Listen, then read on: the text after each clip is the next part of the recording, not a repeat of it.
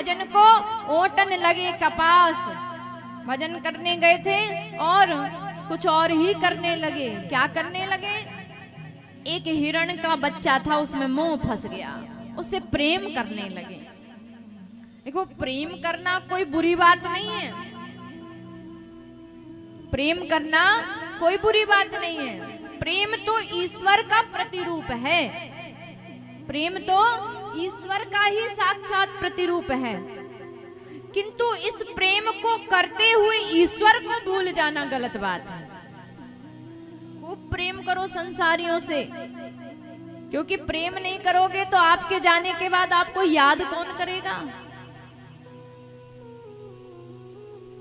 भाव नहीं बनाओगे, रिश्ता नहीं बनाओगे, रिश्ता नहीं चलाओगे, प्रेम नहीं करोगे तो आपके जाने के बाद आपको कोई नहीं पूछेगा, कोई याद नहीं करेगा। और जब प्रेम रहेगा सब में तो लोग याद करेंगे, भैया बड़े अच्छे थे, चले गए, बहुत प्रेम किया करते थे, हमारे लिए तो क्या क्या नहीं किया।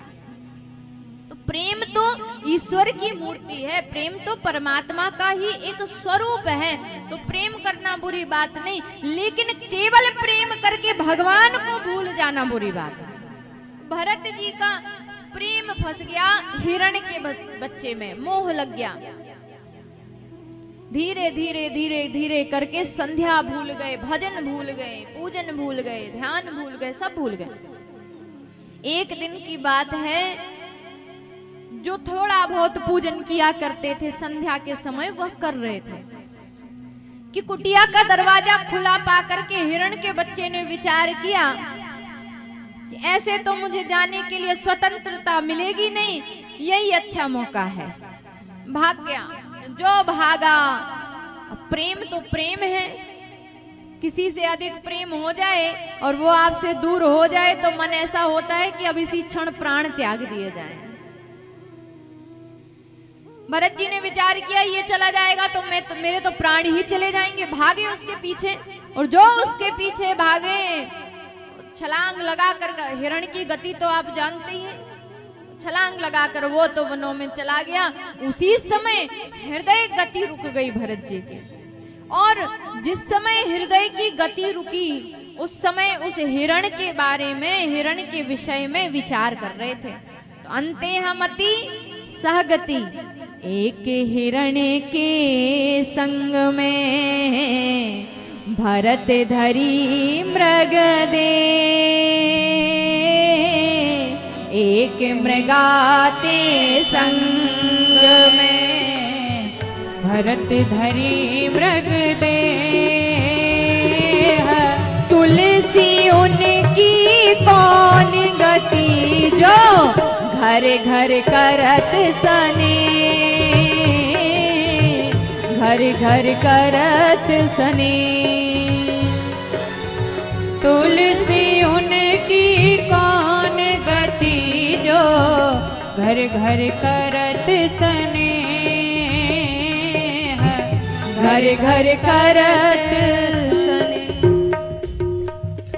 एक मृगाते संग में, एक बार जीवन में मृग का संग कर लिया तो भरत धरी मृग देह, अगला जन्म अंते हमति सहगति, उसी के बारे में विचार कर रहे थे। तो अगले जन्म में क्या हुए?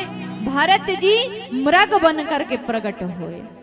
कहने का भाव केवल इतना है, समझाने का भाव केवल इतना है कि जीवन में इतना प्रयास करते रहो सज्जनों, इतना प्रयास करते रहो भजन का कि जब ये देह छूटे, अंतिम सांस छूटे तो भगवान का स्मरण हो, दुनिया वालों का नहीं।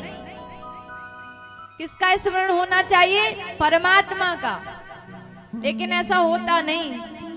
बब्बा जी चारपाई पर जैसे ही जाते हैं ना आखिरी सांस गिनने के लिए,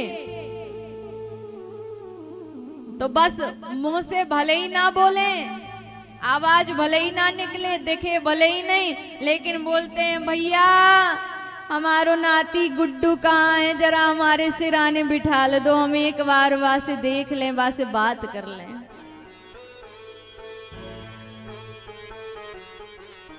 घर वालों की चिंता रहती है, पर करना क्या चाहिए? जब पता चल जाए कि चौथापन आ गया है, अवस्था वृद्ध हो गई है, अब किसी भी समय बुलावा आ सकता है। देखो, काल व्याले मुखाग्रसा त्रास निर्नाश हेतवे, काल का कोई समय नहीं है। और ये सारा संसार काल कबलित है सज्जनों, सारा संसार। कब कोई काल के मुंह का ग्रास बन जाए किसी को नहीं पता इस संसार में। आज हैं कल नहीं रहेंगे। पता है क्या, ये जो शरीर है ये क्षणभंगुर है, कब नष्ट हो जाए कोई पता नहीं। कितनी श्वास मिली है इसकी भी कोई गारंटी नहीं, कोई गिनती नहीं।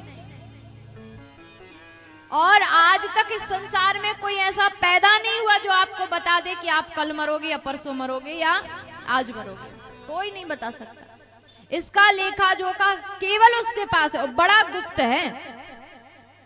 तो ये श्वासें गिनी चुनी है, ये शरीर क्षणभंगुर है। इसीलिए बार बार ये प्रयास करो कि हमारी प्रैक्टिस बनी रहे रोज की दैनिक, कि हम बार बार भगवान का नाम स्मरण करें, ताकि दुख भी आएगा सुख भी आएगा तो भी ठाकुर जी का नाम लिया जाएगा, बाबा का नाम लिया जाएगा। और अंतिम समय आएगा तो जब ये प्रैक्टिस बनी रहेगी ना, देखो ये बात हम आपको इसीलिए कह रहे हैं क्योंकि मानस जी में एक बहुत अच्छी बात लिखी है, जन्म जन्म मुनि जतन कराही, अंत राम मुख आवत नाही।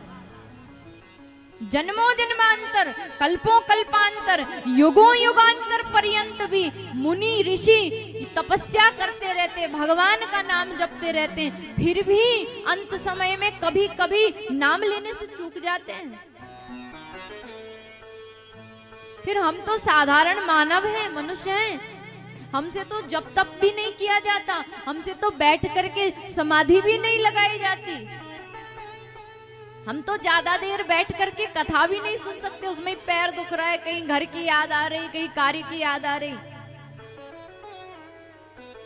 चिंताएं लगी रहती हैं, गृहस्थ जीवन में है। जब संत मुनि ऋषि घर त्याग करके गुफाओं में जाकर निरंतर हर श्वास पर ईश्वर का नाम स्मरण करते हैं, तब भी अंत समय नाम नहीं ले पाते, फिर हम साधारण हैं। इसीलिए याद रखना कि जब आपका दैनिक जो है आपका भाव बना रहेगा, तब जा करके आप अंत समय में भगवान का नाम स्मरण कर पाएंगे।